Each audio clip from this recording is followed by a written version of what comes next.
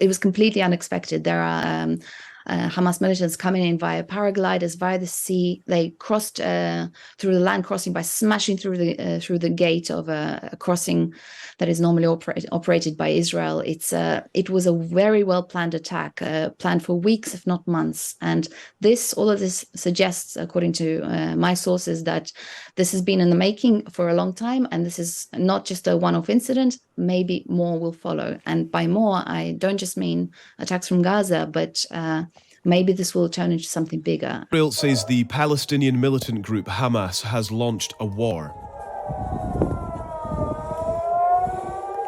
Thousands of rockets have been fired into Israel from the Gaza Strip this morning in a surprise attack.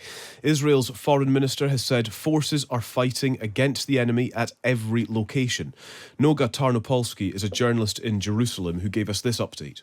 What you're hearing behind my voice now, this is the air raid siren alert. Every ping that you hear is another air raid siren. Right now we have air raid sirens right outside my neighborhood in Ora. I've closed my window so you're not hearing the sound of it live.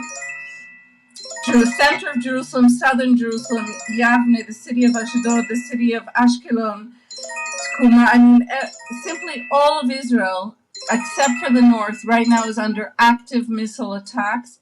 Well, that was the situation in Jerusalem an hour ago. Let's go live now to Tel Aviv and speak to Inna Lazareva. Inna, thank you for joining us. What is the latest where you are?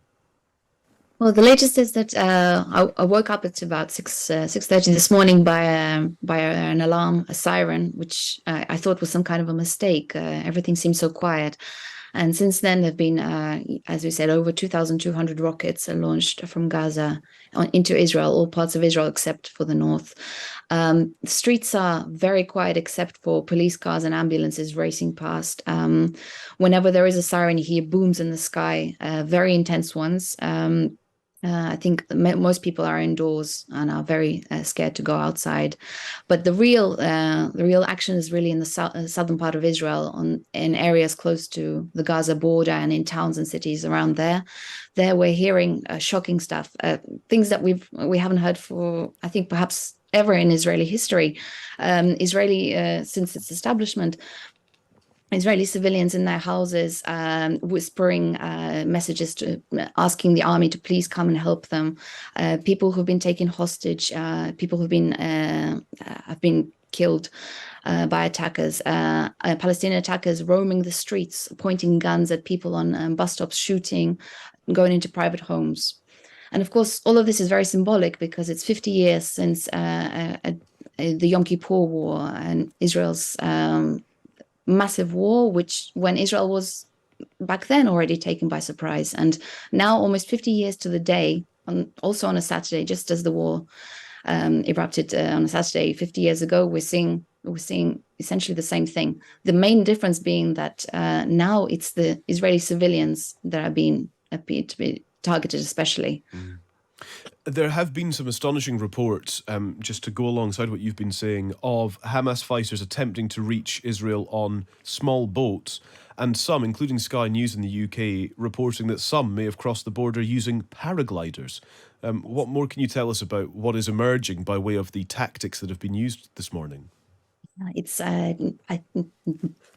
was completely unexpected. There are Hamas militants coming in via paragliders, via the sea. They crossed through the land crossing by smashing through the gate of a crossing that is normally operated by Israel. It was a very well planned attack, planned for weeks, if not months. And all of this suggests, according to my sources, that this has been in the making for a long time, and this is not just a one-off incident. Maybe more will follow. And by more, I don't just mean attacks from Gaza, but maybe this will turn into something bigger. For months now, there have been tensions on Israel's northern border. For now, the north is quiet. Let's hope it stays that way. If Israel is drawn into a massive war from other fronts, this could be something really truly momentous.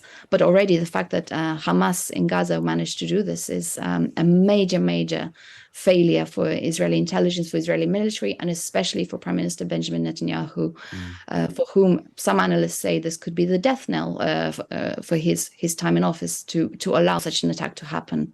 Of course, on the government side, they are blaming the protesters that have been sweeping Israel since the beginning of this year in reaction at the government's proposed reforms.